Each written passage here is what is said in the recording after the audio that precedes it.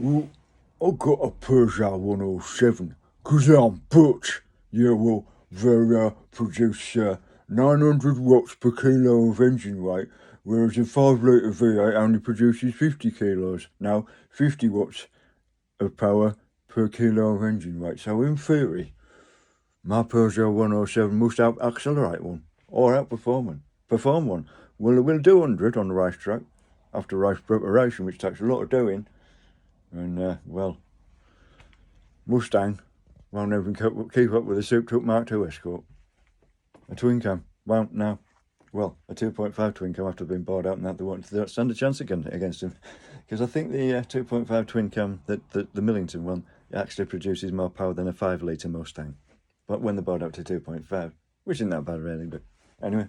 Yeah, I mean, what was I going to say? Yeah, why do they put wheel bolts on cars these days when they used to put studs on? A headless bolt, when you took the nut off, it was like the headless bolt, if you like, stayed in the hub so that you could remove the wheel and the brake parts. And when you wanted to put them back on, if they were heavy, you literally lined them up with the studs and pushed them on. And they supported the weight of them while after you put the wheel on, second, and put the nuts. Even then you could put the nuts on, you didn't have to hold the weight of the wheel while putting the first bolt in, which is an absolute nightmare, even with a small car.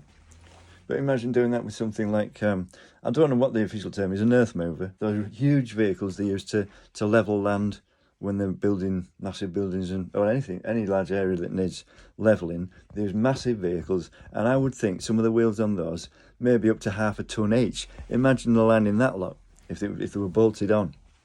I mean, you couldn't put a piddly little tamper-proof screw through to hold the brake parts in line like they do with the cars, and the tamper-proof screws.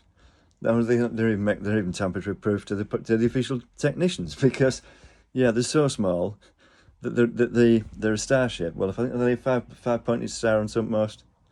The points are so small that when those are rusted in, I've never had an official tool because I won't go to a dealer garage and ask to buy a special tool because you're taking work off them, which is probably why you wouldn't get one.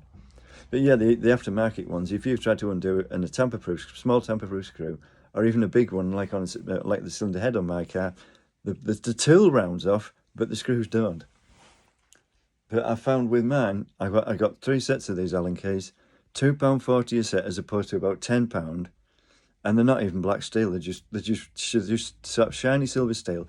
They'll do more than one cylinder head load of bolts on one of those cars, because they want even a set of hardened like black steel is supposedly black steel, but if you scratch the black, it's just black paint on some. But there were black steel Allen keys. They round those off, but there's silver Allen keys. I don't know where they come from. £2.40 a set, and they'll do more than one cylinder head, which has 10 bolts. They have 10 bolts in each. They'll slacken them and tighten them.